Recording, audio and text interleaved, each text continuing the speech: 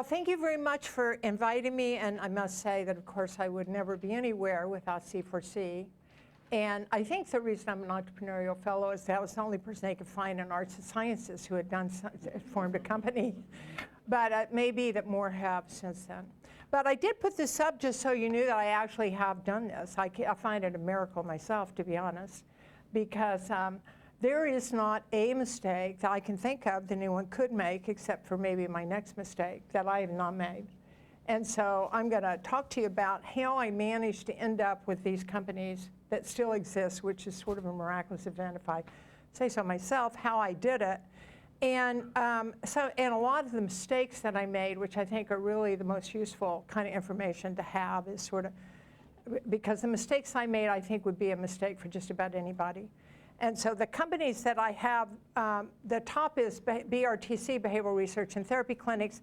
That it were a fundraising operation, but that is not a fundraising operation. And probably the major stress in my entire life is trying to keep an entire staff that I have there, which are research staff, some clinical staff, graduate students and all that, and keep everybody funded. So a huge amount of my life goes to just bringing money in. And for reasons that are not clear, I am not a person. People give millions of dollars, I'm not kidding, millions, to people who do my treatment in very expensive places.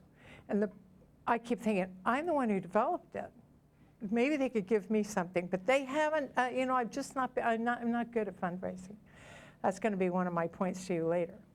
So what happened was I developed a treatment that not only is effective, but it's effective for a disorder that no one else was treating.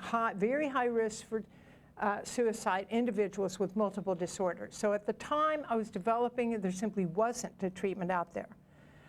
And indeed, this is considered now the state-of-the-art treatment. So the minute I developed it, people started wanting it. And the minute they started wanting it, I acted like any good faculty member would act. I went out and started giving talks for honoraria.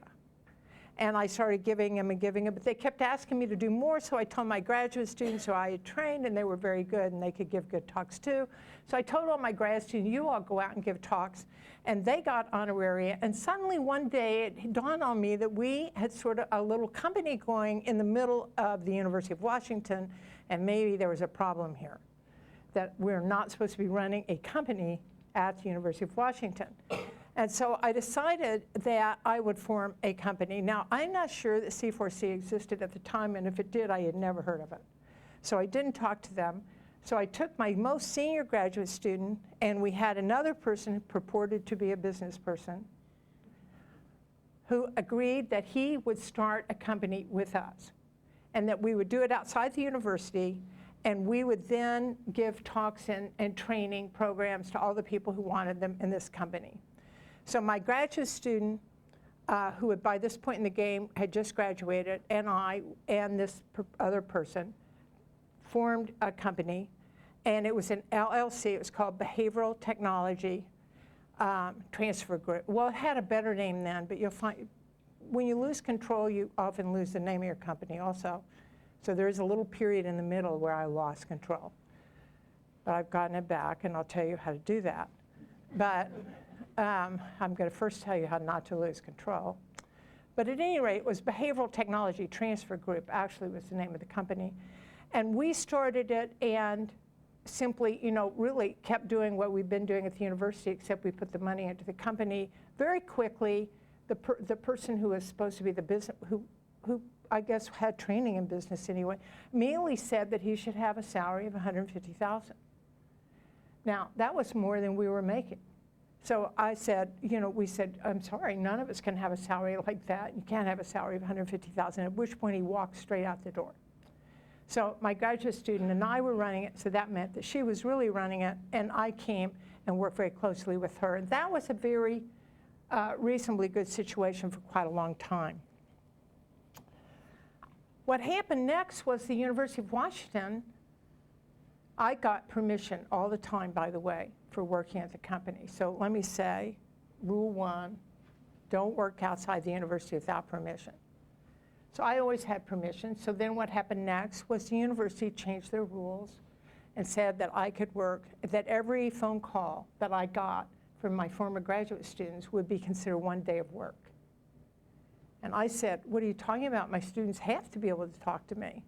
Well, I'm sorry. If they call you, it's a day of work. So I had to tell them they couldn't call me, but then if I went over there to talk to them, that was a day of work. And suddenly, I could no longer work for my own company to keep it going at the level that my students needed to be able to talk to me. So I said, all right, fine. If that's the rule, I couldn't talk them out of that rule. They don't have those rules anymore, by the way, but they did then. So I said, all right, I don't want to lose this company because it's valuable in what it does. So I'm going to give the company, I'm going to form a nonprofit and give 100% of my shares to the nonprofit. So the university said, I'll never forget, you'll never do that. And I said, you watch. So a week later, I had a nonprofit up and running. Well, maybe 2 weeks later, maybe 3. But anyway, as soon as one can, at which point I just transferred the whole company to the nonprofit, and that is Marie Institute. So Marie Institute then owned the company, and my former graduate student and I still ran the company. And just to give you a quick history, and I'm going to tell you all the mistakes not to make, what then happened was that the federal government and our lawyer had told us that if we did this, we would still be able to get small business grants from the federal government to do technology-based things. And I'm a big believer that psychotherapy ultimately is going to be done by machines in the future. No, that's hard to believe a psychologist would say it, but believe me, it's coming. And we want to be right at the beginning of that. So we were told, and we submitted a grant. The grant was giving us several $1 million, and we got the grant, except that it was going to council, which is where they make the final decision. And 2 weeks before that, we got a phone call saying, this is not a woman-owned business. You can't have the money. I said, what do you mean? We were told that we would be able to do this. Nope, it's not owned by a woman, it's owned by a nonprofit. You would get the grant if it were owned by a woman, but since it's not owned by a woman, you can't have the grant. So I said, oh, okay. So I formed another company, which is Behavioral Tech Research. Behavioral Tech Research is a company that develops technology-based training and interventions, and I own it. And I am a woman-owned business. This is a very good thing to be, as it turns out. It's got all kinds of benefits to it. So, and I simply took the company and gave all the grants from behavioral tech. I took those and transferred them all to behavioral tech research and behavioral tech research. They were none too happy to fund that, so we got a lot of funding over the years, but I'll tell you how that also fell apart. Okay, so Marie Institute, at some point in the game, we realized that one of the ways that we were effective at selling things was by selling my name, because I'm the person who developed the treatment. And I like Marie Institute because I could tell everyone in the world that it was named after all the Maries in the universe, living and dead. And it turns out there are loads of Maries around. So I still love that name the most. But we figured out that we might do better if we tried to fundraise in the future at giving it my name, since then it was hooked into my work. So that's how it got changed, Linehan Institute, which I'm not particularly happy about, but I do see it as a good business decision. And so now we have the Marie Division, which does a lot of the things I like doing, like retreats and things like that. Okay, so the name of this I got from C4C. So I'm going to talk about the stuff they told me to talk about, which is avoiding pitfalls, correcting mistakes, and managing 2 full-time jobs at the UW. So that's this. So the question is when and why to start a new company. I mean, there's no reason to start a company if you don't have to. So I tell people about being a researcher. No one's a researcher who could do something else, because it's much more work than anybody wants to do. And if you don't love it, I mean, if you're only a researcher because you just can't bear doing something else. So starting a company is sort of similar to that, you know, and the time to start a company is when you've developed something that people need outside the university, and that it would be good to get it to them. In other words, it's sort of a good for the world to get this stuff out there. And it could be that it's good for you to get it out there because it brings you money. So that might be a reason. That's not been a reason for me to get me to do this much work, but good for the world. And I think many of the products, I've gone to loads of these entrepreneurial meetings and heard the stuff people develop in the medical school and all other kinds of play, and all these cool things they do, you know, where you can go on the bottom of boats and get rid of all sorts of bad things. So most of the stuff that people develop around here seems like it's really important that we get it out. I actually agree with the university's point of view that we need to do it. So that's the time to start thinking about doing a company. Now, C4C, I didn't work with them. I don't know that they had them when I started. This was a long time ago. But obviously, at that point, you work with you go to C4C. And my experience with C4C, just to let everybody know, if you haven't worked with them very much, is that they have been as much interested in my welfare as they are in the university's welfare. This is distinctly different than anything that happened before C4C came along, where I believe the university was primarily interested not in my welfare, not in the welfare of the people that needed my treatment, not in the welfare of me getting my things out there. They were interested in sort of the rules of the university. So now, I'm going to skip negotiating. Oh, I'm going to say then, of course, then you have to decide who owns what. Okay, so the issue is, do you own it or does the university own it? Okay. Now, if you own it, you're in great shape. So intellectual property, in other words, your scholarly work, in other words, your thinking or your thoughts are always owned by the person who thinks them. So I developed a treatment and developed something that's not, you can't patent, that no one else can own either, but I have a copyright to the writing of it, okay? That doesn't mean other people can't teach it, because now I have competitors all over the world teaching my treatment. And that's another problem we can discuss later. So you do have to figure out who owns what. But I have another thing, which is a research management program that I developed for my own clinic, because I wanted us to be able to use it without having to pay for it. And that suddenly looks like it could be very valuable to other people. And that's something that the university owns. And so I'm working with C4C to work out a deal where we could disseminate that, and I could get one of my companies to do a lot of the work so that they could own part of it, the UW would own part of it, and we would work together to disseminate it, to get it out, get money. So these are all things that, you know, you might as well just talk to C4C about it, because you're not going to win anyway. You know, even if you want to own something which they think they own, you'll lose. So you might as well talk to them. Now, the next biggest, this is just telling you my mistakes. If there's ever anything I would tell anybody, and I've told everyone who's come to talk to me, and a lot of people have, you know, come to see me individually, you have to pay exquisite attention to who owns the company. The single biggest mistake you're going to make is to give equal ownership to someone else just because you feel you should be a good person, or because you feel that somehow you work with them. But if in fact, and you have obviously have to be honest about this, but if in fact it is your own work and your own development, you really have to be careful, okay? So what happened to me was, well, I didn't make this particular mistake. The ownership was I was the person who owned the company. And that was, you know, considered ethical. Other people got money, but they didn't own it.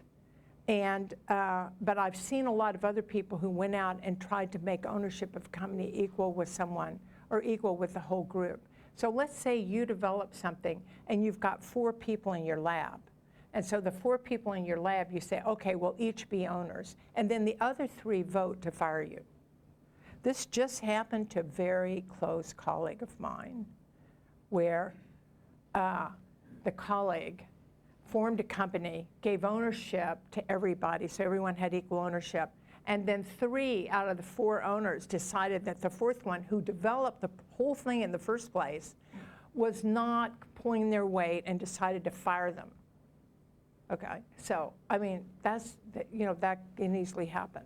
So you have to be really careful that the only people that own it are the people who developed it and had equal status. That the percent of ownership is sort of lined up on percent of development, because otherwise you stand ready to lose the very thing that you developed. And I've seen this happen more than once, okay?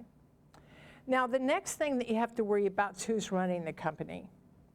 Once I gave my company to a nonprofit, I no longer owned it.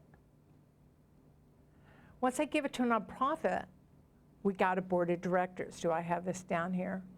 Yeah, go down. Managing the board of directors. So I quit owning the company because I gave it to a nonprofit called Marie Institute. So it didn't even sound like I was running it. Every single thing done was my stuff, and so what happened? We got a board of people that I thought I was very close to, actually, and I thought they'd be a very good board.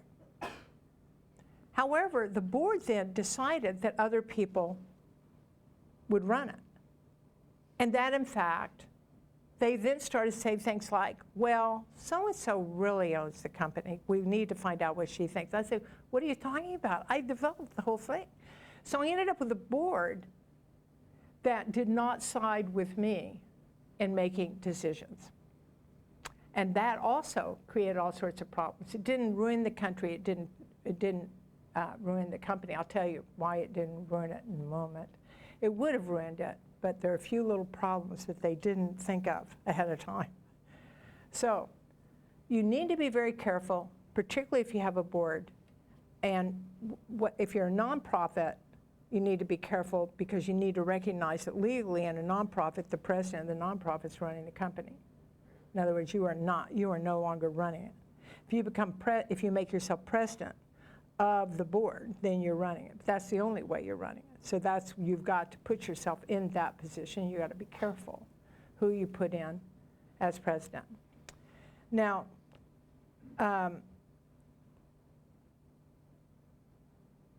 so what happened with me is once it became a nonprofit, I started gradually losing control. So you want to be careful.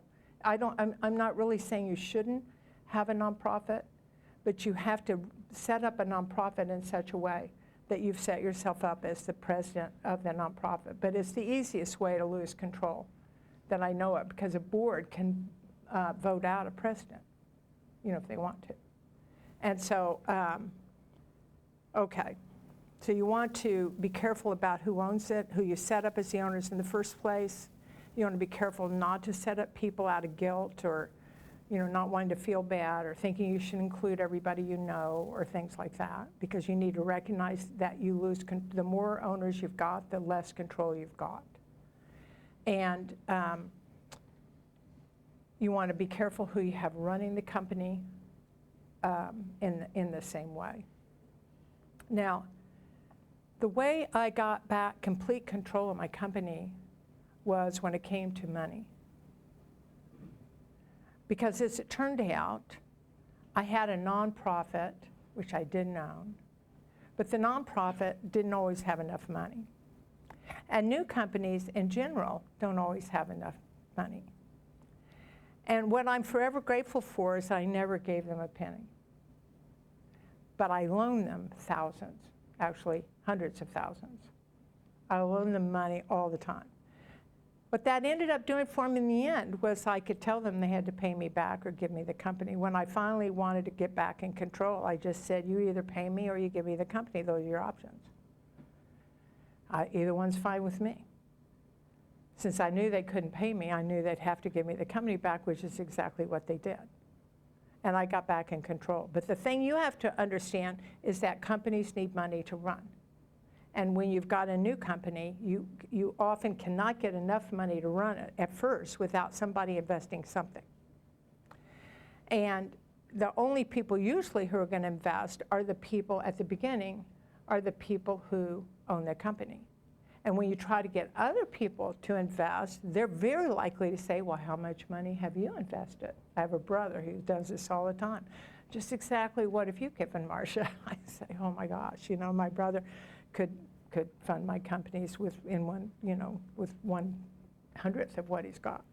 So you have to figure out where the money's going to come from. Now, this is where my not being a business person has really hurt me. Mainly because I have no concept of, I have an intellectual idea that it's a good thing to have alliances with other people who want to put money in. But I don't actually have any understanding how you do that, okay? And I don't know what's a good deal and what's a bad deal. I have a daughter who's got an MBA, but she herself teaches all over the place, and she's not the person who's going to run the show. And so this is when you had to be thinking about getting advisors. And so this is where I came to C4C, and I said, look, I need help in keeping my companies up and running. And so I need you to find somebody who could help me with this company. And that's when things started changing, because I got one advisor and now I have a second advisor. And then these advisors have come in and they say things like, now don't laugh. Even I find it hard not to laugh about this. So one of them says, well, do you have a business plan? I said, God, what a great idea. We should do that. Let's get a business plan. And then someone else comes in and says, well, I need this, this, and this. And one of the advisors says, well, how about if you make a list of what you need and when you're going to need it and how much it'll be? And then we'll look at it. And I said, fabulous idea. We're going to do that too. So in other words, you have to accept that you might not have been to business school. Okay? Now, I run a multi-million-dollar lab, so it's not like I can't manage money. But I've run a lab that does research, and I have to be good at managing research and managing a budget. But what no one ever taught me the slightest thing about to do is how to bring in players. In other words, the federal government's not going to fund my company like they fund my research, which means that I have to have other skills which no one taught me in graduate school. How you do that. So this is when you have to get advisors. And my advice, just go to C4C, because they have loads of advisors. Then they'll come talk to you. Of course, you sort of have to be slightly impressive or they won't come back. But if you can give them a story and have a passion, then it's possible they'll come back and help you out. And that's exactly what's happened to me. And the good thing is one of my advisors, and I don't know if my other advisor's here, one of them's here right now, so I'll probably introduce him to you.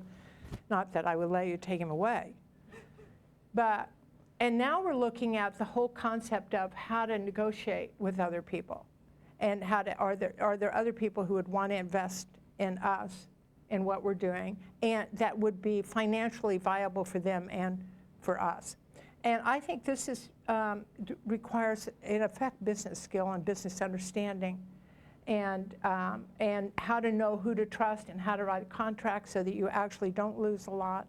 So most of the mistakes I made along the way where I gave a lot away without a good contract to get it back. And my smartest move all along, and the only reason I really have companies is because I loaned all the money to the company, and I got everything back simply by calling in my loan. And that was a good move on my part.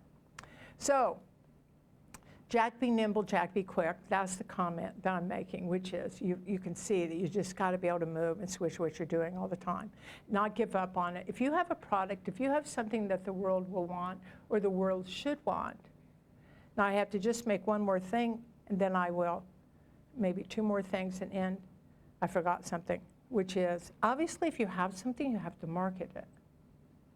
In other words, having something does you no good if the world doesn't know about it. This was a huge mistake of my companies, mainly because I had two companies, behavioral tech and behavioral tech research. Behavioral tech research developed products, and we had another company who agreed to market it who didn't market. It turned out that there was nothing we could do to get them to market other than fire them and hire someone else. And that's always hard to do.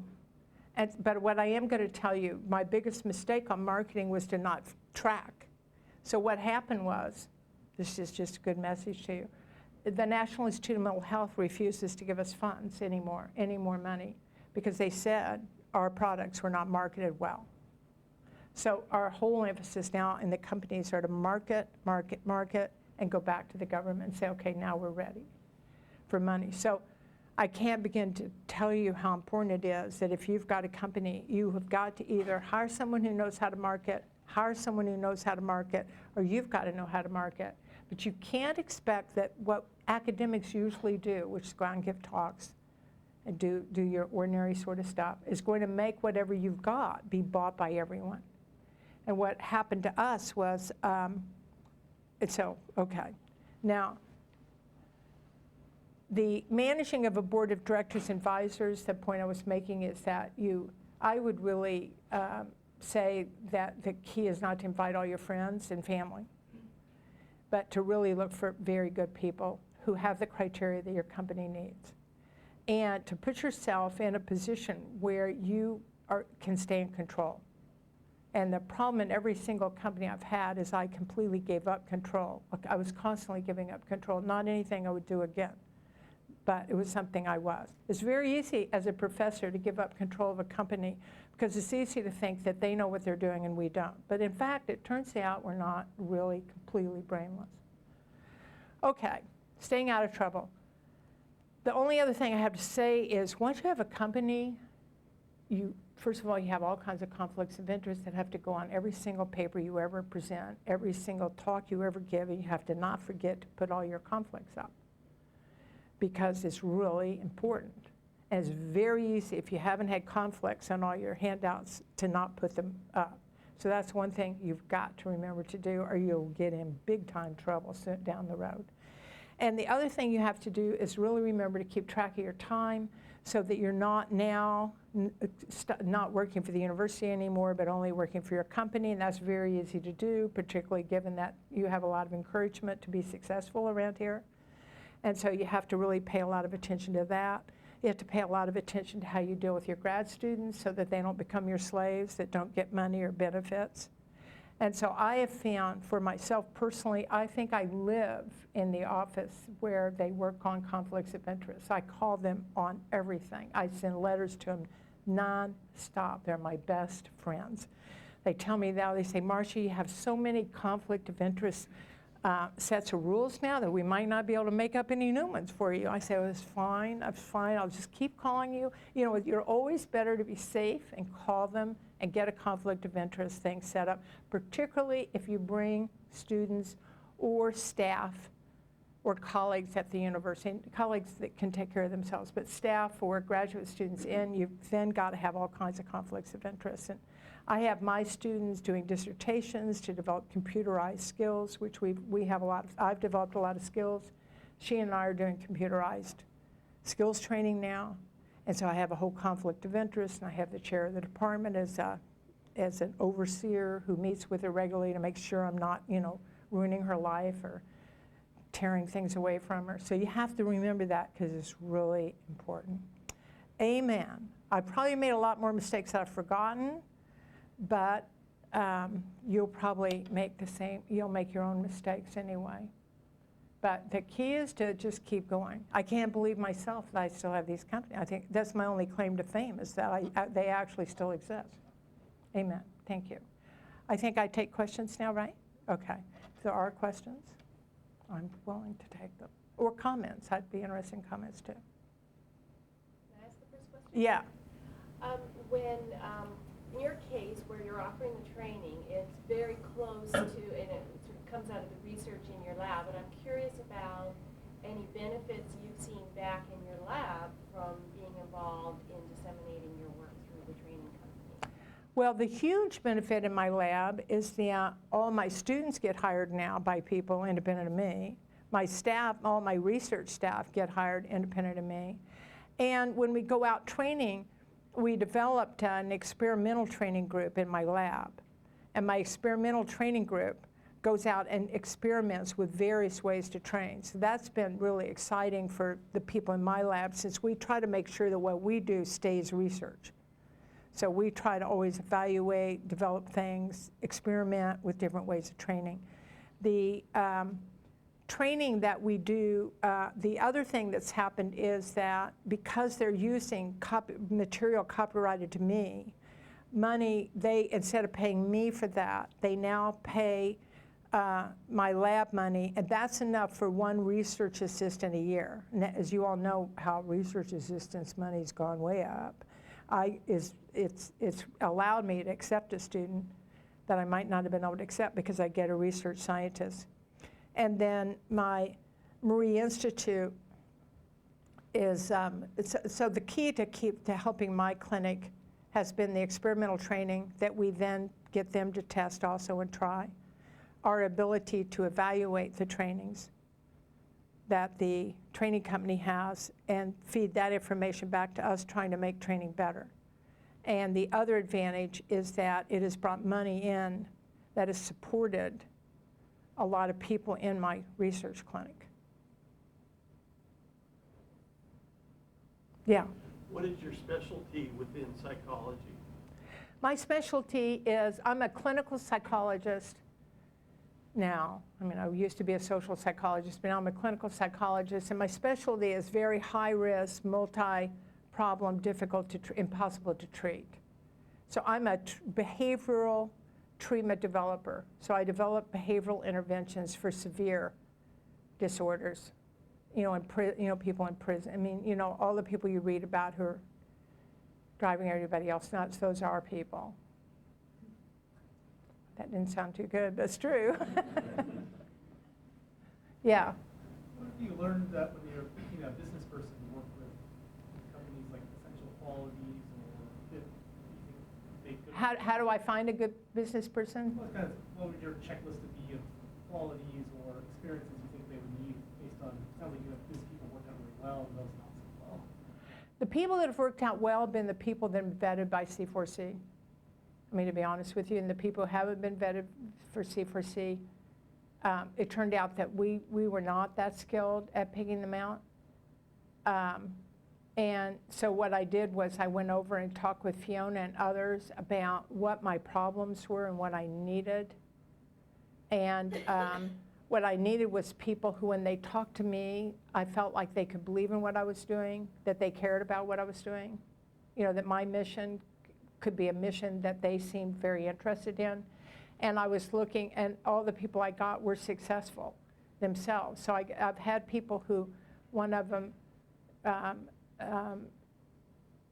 is the head person now on a business consulting. If you need a name, I've got a great person for you because he's easing out of us. And so he ran that kind of a company, and another person was an executive who's sitting right over here, an executive at Boeing, and then has a company designed to help small companies that are doing good for the world. So to me, the idea was to make sure first of all, I had to be someone who liked me, that interpersonally seemed to like me, and that wanted me, not just my company, but wanted me to do well. Because when you're the person who's developed something, you've got to have somebody who believes in you and what you're doing. That will help you be better at what you're doing. I didn't want someone who could see that someone else was great, but not me, because I don't want to lose complete control of my company once more. So one thing is to be sure they believe in you. And people are clear about that, I think. Either they do or they don't come across as they do. And second, that they've got the business experience you need. And third, my rule about people is love me, love the people I love. So our first consultant loved me, but not the people I loved, and didn't treat the staff well, and that was the end of that person. I mean, that person was gone very quickly. I mean, you remember, you can get rid of people. And so you want to be sure they're going to be really good to your staff, because just being good to you is not sufficient. Yeah. How do you stay ahead or even stay even with the competition, especially since you said people are out there using your materials? This is our tragedy at the moment, okay? Why? All the people competing with us are people I've trained. So the people in my company keep saying, quit saying they're good, Marsha. And I said, what are you talking about? Of course they're good. I train them. And they not only that, but they advertise trained by me. So we're at a point now where I'm sure we need Stephen Jones, by the way, to come in and be here with us spiritually, because we need to reinvent ourselves. Because we now have managed to develop something that other people can now do without our overhead, mainly because they sell themselves. So for example, we have a workshop that we have done every year for 15 years or something for X price from us. One of our former trainers by himself now, not a company, is doing it for $500 less 2 weeks before or after, I forget, us. So there's no way to compete with us on the same terms. So we're actually moving into this, what do we have to offer now? And I think it's probably true of all companies that, you look at all the iPhone companies and all these companies, all these companies have to reinvent themselves. And I don't think, this is where being a business person is really probably helpful, because I reinvent research, but I've never tried to reinvent a company. But I'm sure that's what we need to do. But I can't tell you how to do it, but when I do it, I'll let you know. Well, when we do it. Yeah, back here in the blonde. I was just wondering, in the beginning process, how did you manage queued up resources versus not balancing the conflicts, I guess, with your student and the work that they were doing maybe for outside work versus inside work, and then also pricing, like how do you maybe C4C? I guess they didn't exist then, but now would help with the determining how to make your company grow and price your services. The way I've dealt with conflicts of interest, one, I bought printers at my own cost, computers at my own cost, and put them in my office. I have an executive secretary who doesn't work 100% time, and I pay her for every letter, every call, every single thing that happens is paid by me. So I have always simply paid people, and I've paid everyone a monthly amount of money that I've said, if you're doing this off of the work that you're doing for me personally. And I make sure that I pay sufficiently so that no one will say that I was using staff people at my lab. Okay, so that's the first. And I bought printers, I bought paper. I make sure I always have paper that I've bought, the printer that I've bought, computers that I've bought. I'm obsessive about this. Because I don't want to get accused of anything and then try to defend myself on the front page of the Seattle Times. So I think you're just smarter to buy things and provide these things and then use them. Now, some things you can use. You can use email. You have to read all those rules and follow them religiously. And this is when it's really good to have someone in your lab that actually cares that you're keeping those rules. I happen to have someone who's just beyond distressed if she thinks I'm breaking them. And I say, keep it up, keep it up, keep it up. Because it's so easy to slip out of these rules without any intention to slip out. But it's just very easy to slip out. So that's why I make sure I pay a lot of people extra, a couple $100 a month, for example, because they don't do that much for me. But it's just to make sure if I get them to phone for me, I want to be sure I'm paying them. So there's that. Now on pricing, we just looked around what everybody else priced when we started. But there was no one doing what I was doing. So we looked at what other people who do similar stuff do, and then we priced it that way. We're now in a position where we're being undercut across the board by people with no overhead. It's non-companies. So I'm not sure, what we're going to do. That said, an entrepreneur in Australia just marketed me for about almost 100 times more than I get marketed for here. For an astronomical amount of money, which is the only reason I went. And so the facts are, there are ways to do this, but this is not my long suit. My problem in my company is they say all the time is I give everything away. I constantly give, I'm not good at not giving things away. So get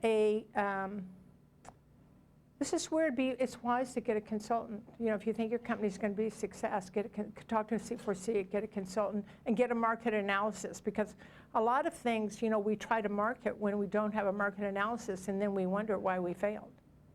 It's very easy. Someone else in the line had a question? Yeah. You had mentioned that marketing was a key challenge, and how are you working on that now? The way we market it, it's not that we didn't make money. We made in the millions, actually.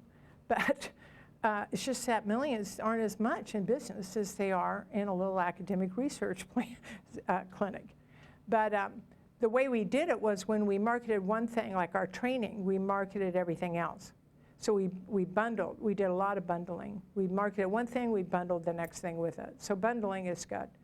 But I think now, as I look at it, I think that the advertising our company did is really 1950s. And a lot of other things are like that. And so I guess what I would say is, had I stopped my job over here and gone over there and said we have to market, I would have probably gone to social psychology people and people like that and said, how do you market this? What's the research on it and how do you do it? In other words, if it was an academic job of mine, I would have been a researcher, found out how to do it, and probably been able to do it. But over here, my research hat was not on. I had my business hat over there, so I never did that. Not that I think was the big mistake, was that I didn't really let my research self show up over there. So I think either getting a good marketing company or most of us are good researchers ourselves, and we can find the research on it.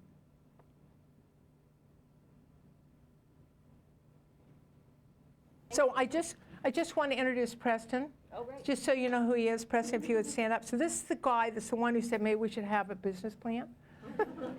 And then he said, why don't you just count up what you need and tell me what you need before we get it for you? And I thought that was a good idea.